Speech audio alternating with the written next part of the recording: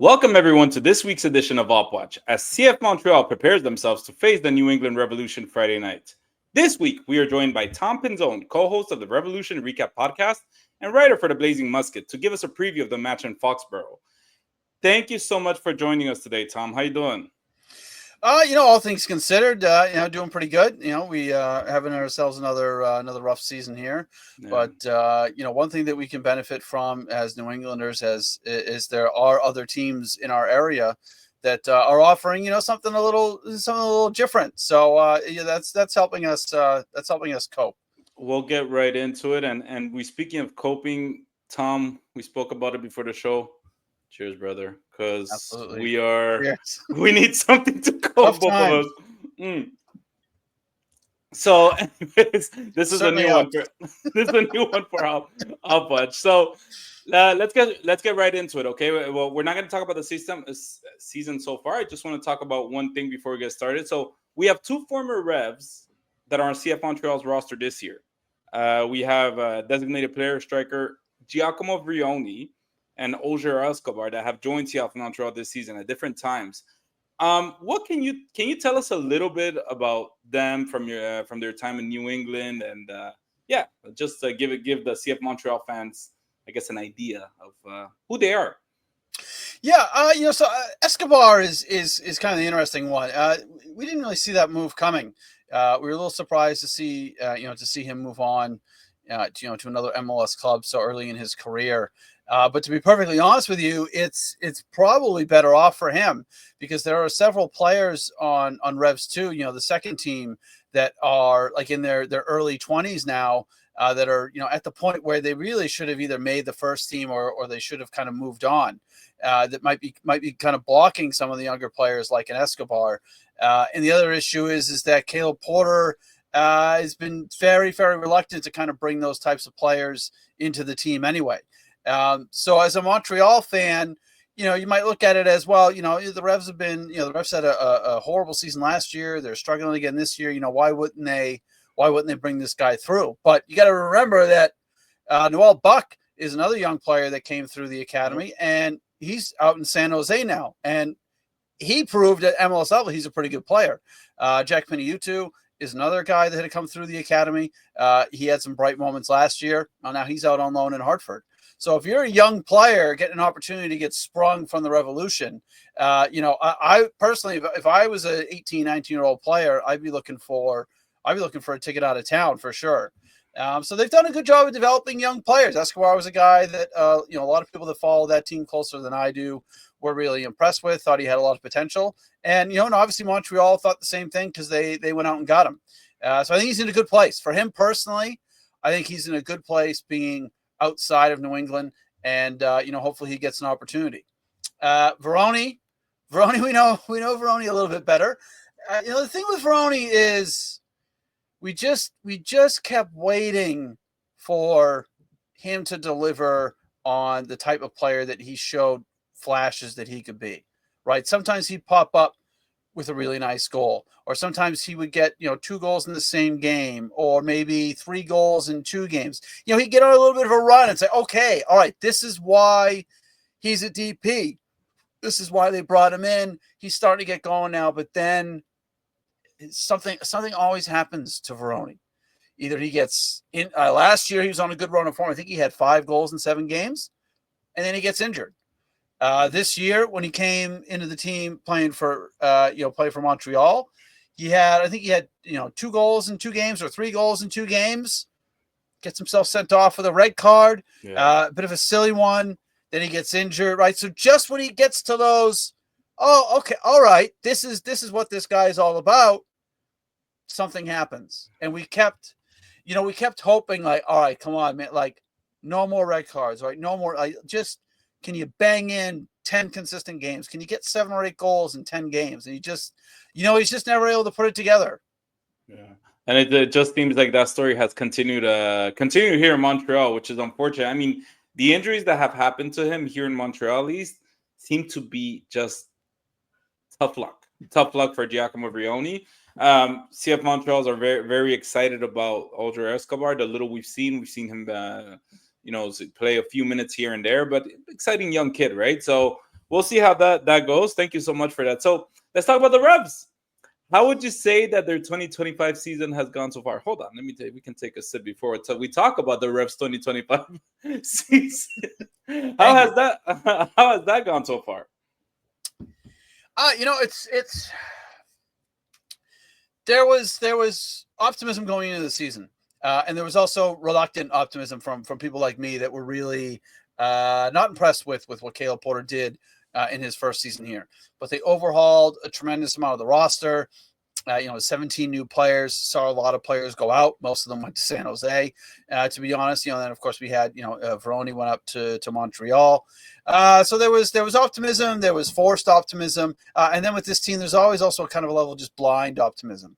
They just think, well, things are just gonna get better because Kurt Analfo and Caleb Porter said things are gonna get better. Well, it hasn't really panned out that way. They get off to a rough start, trying to play in Caleb Porter's kind of slow, methodical build-up system in a 4-2-3-1. It wasn't working, and we felt like he was or should have been on the verge of losing his job right around the time that you all had a change in coach as well. He switched to a 3-4-1-2, and the team went on a good run of form. They won 4 games in a row, and then they went 9 games unbeaten. A lot of draws in there. But they started to pull themselves up the table a little bit, and you started to see maybe the way that this team could be successful. What I saw was just kind of a gimmick. The coach is desperate. He's seen some other coaches get fired at that point in the season.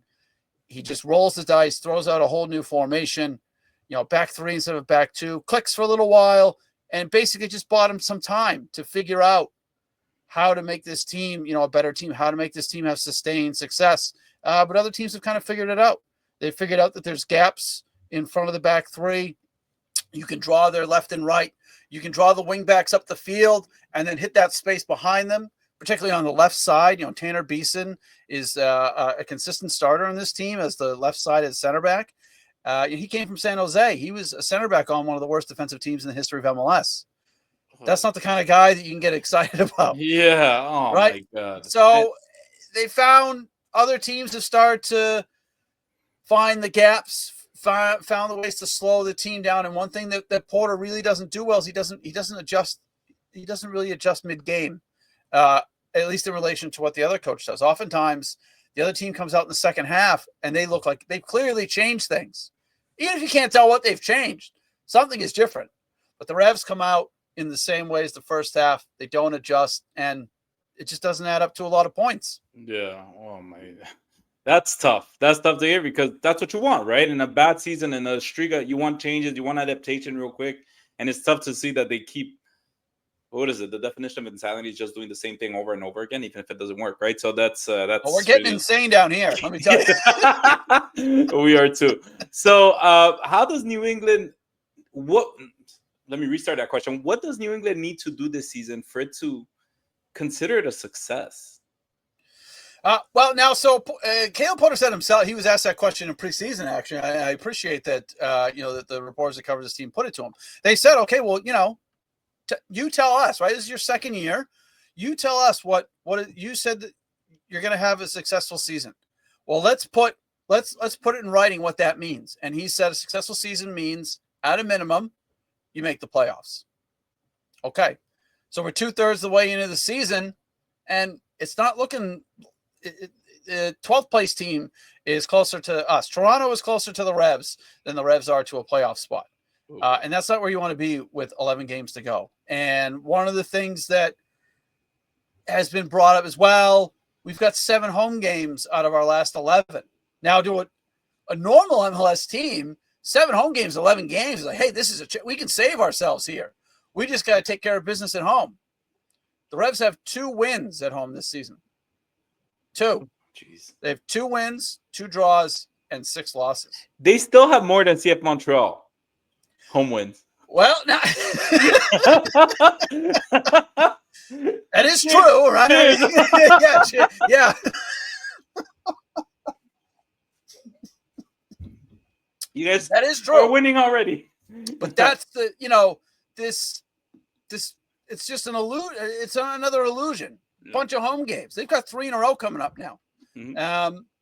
But unfortunately, the situation they're in is that even if they were to beat Montreal on Friday, even if they were to win their next home game after that, and the 3 teams ahead of them lose their next 2, they're still not in a playoff spot. It's not where you want to be going into August. Yeah. And I think we kind of want to talk about it because last time we played New England, it was a colossal disaster for Montreal. I was at the game, and it was just, Giacomo. You mentioned it earlier, right? Giacomo Vrioni earned a red card. CF Montreal lost the game 3-0. And this was at Stade Saputo.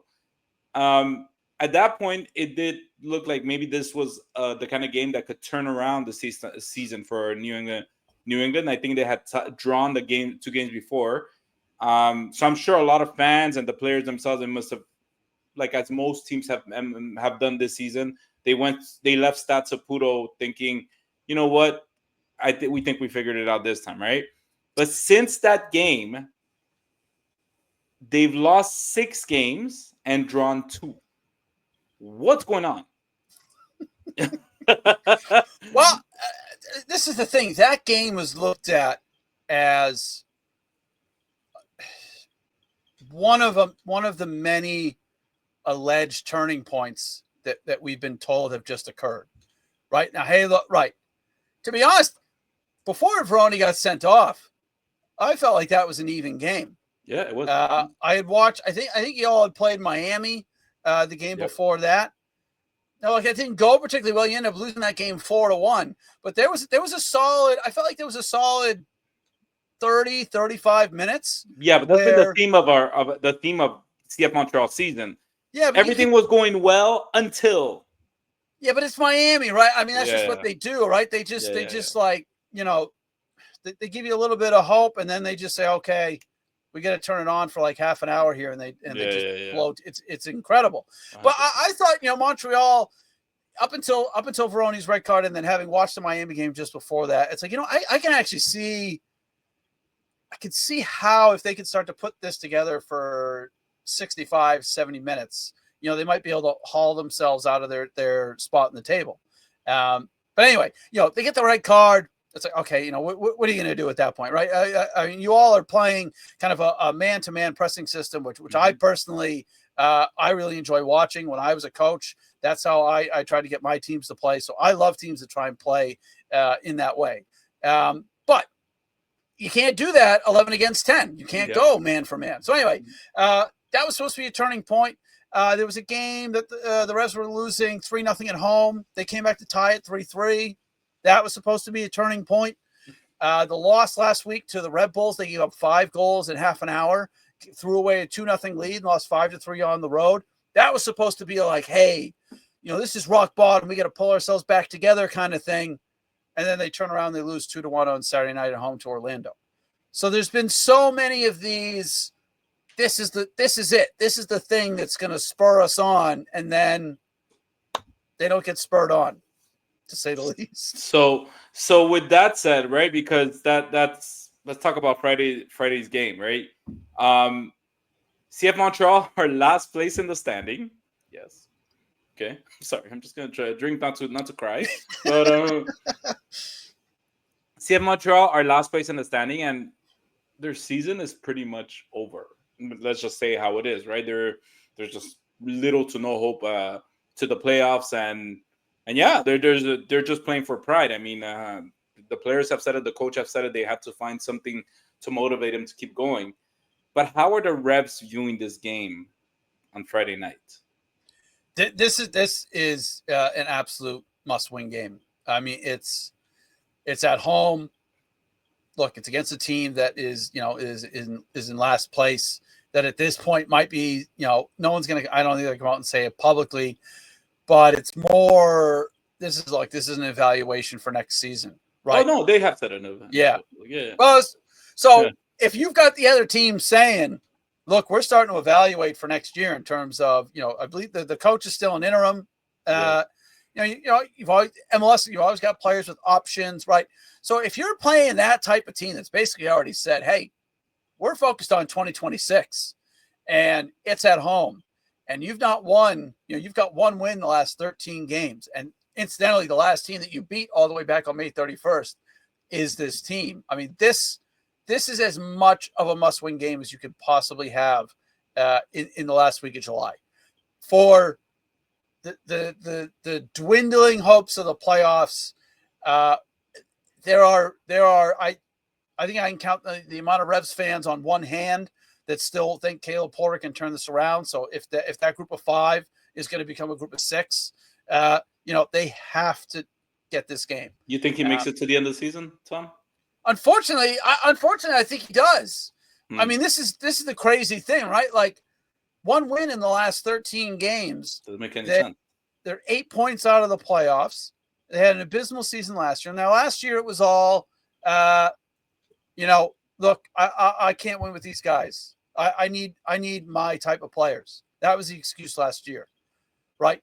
Okay, so now this year he came out in preseason. Again, he does a wonderful job of setting himself up for failure. It's great for somebody like me because for everything he's ever said, there's also something that he also said that directly contradicts the thing he said before. It's for us in like content, it's brilliant.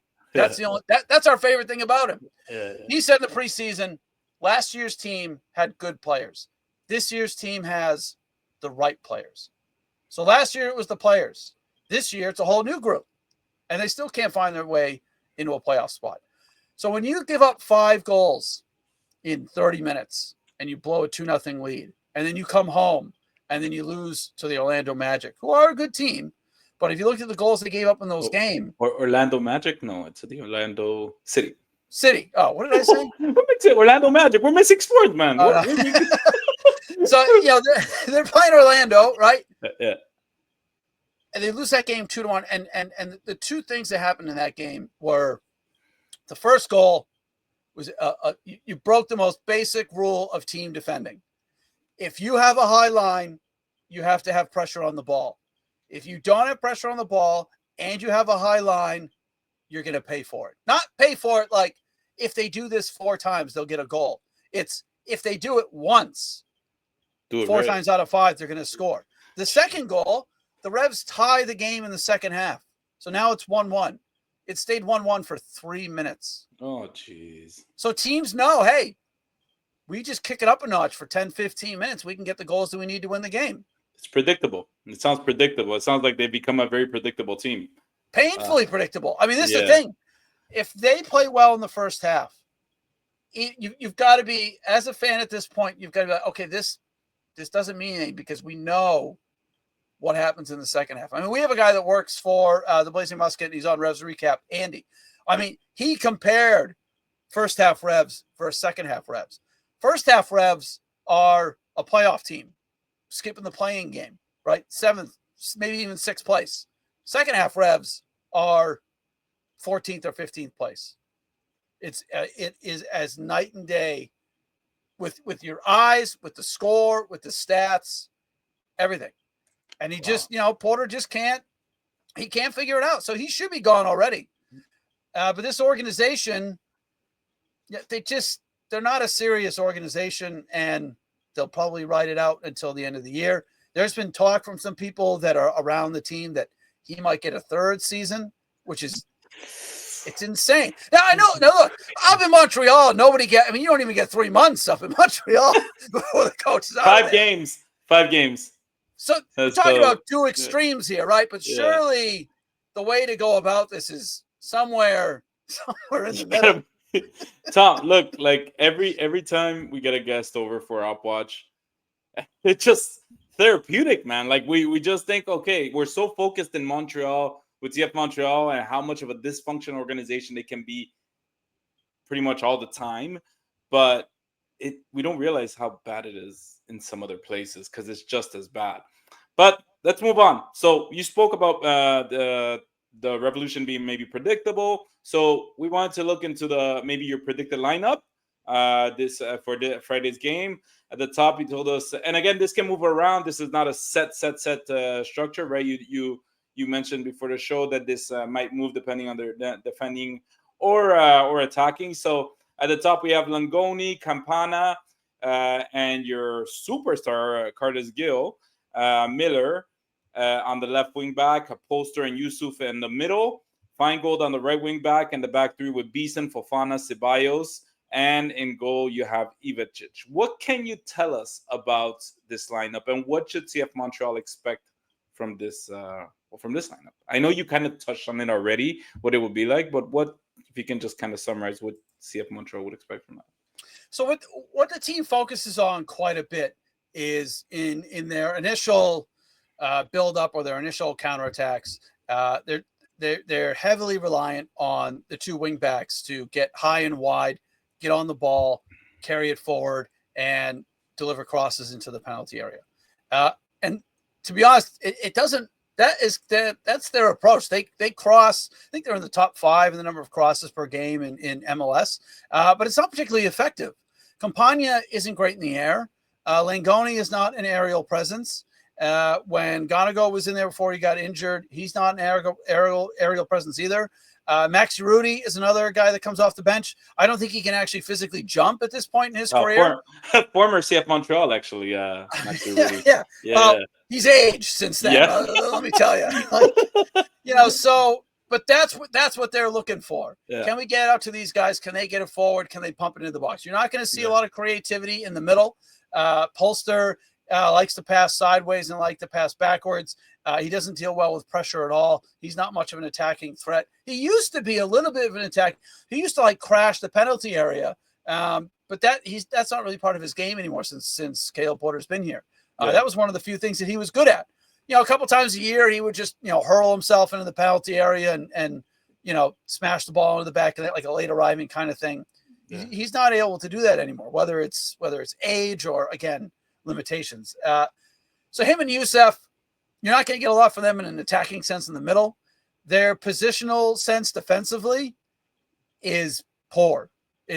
They are not where they need to be anywhere often enough. So if teams can get through the Revs' initial press, which it's more of a 3, it's more Langoni, Campagna, and Hill.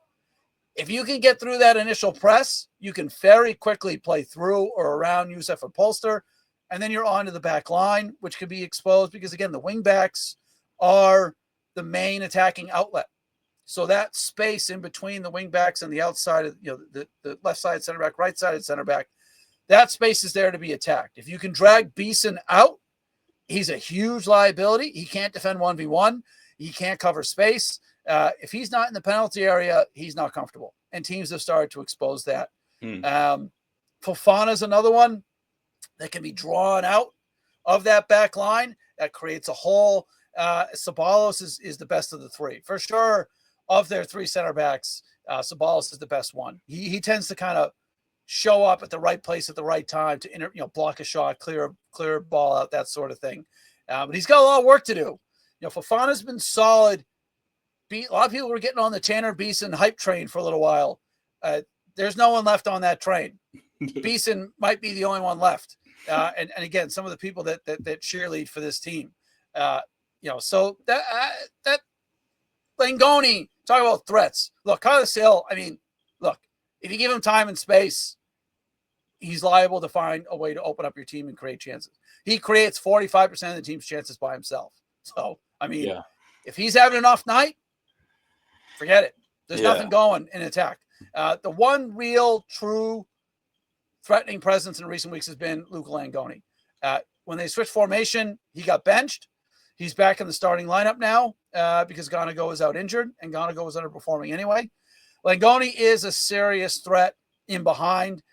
He's a good dribbler. He's good on the ball. He can finish with his left foot. He's also finished with his right foot this season. So Langoni connecting, Langoni getting on the end of a pass from Carlos Hill. That's the thing that Montreal is going to have to limit if they want to slow the Revs down. And if they do, those are their biggest weapons by a mile. Yeah, and I know you touched on it already, like the strengths and the weaknesses of New England. Usually that's where we go at, but you really explained it. Rafusi, now, is there a particular strength that from the New England Revolution's game that you would say CF Montreal must really be aware of tomorrow? Yes. Sorry, Friday. If Montreal presses how they normally do, right? Now, look, the Revs can be very easily pressed into mistakes, pressed into clearances, pressed into giving the ball away. But if you commit numbers forward, if they're able to break out of that initial press, with Langoni running through the middle, with Peyton Miller on the left side and Eli Feingold on the right side, they do have a lot of speed in those three areas. So if the press can be broken, or if you can get the ball to, Carlos Hill is one of the, if you look at that, if you look at, the back three, the two defensive mids and Carlos Hill, the only one there that is really going to drop deep, get on the ball and break a press is Carlos Hill. If he's able to, shake off a defender and turn, those three runners can cause problems. Okay. I think that's the one thing that Montreal, but that's always, if you're a pressing team, well, that's our vulnerability. If we go man for man and they break our press and somebody gets a run on the guy that is supposed to be covering them, you know that you're going to be in trouble.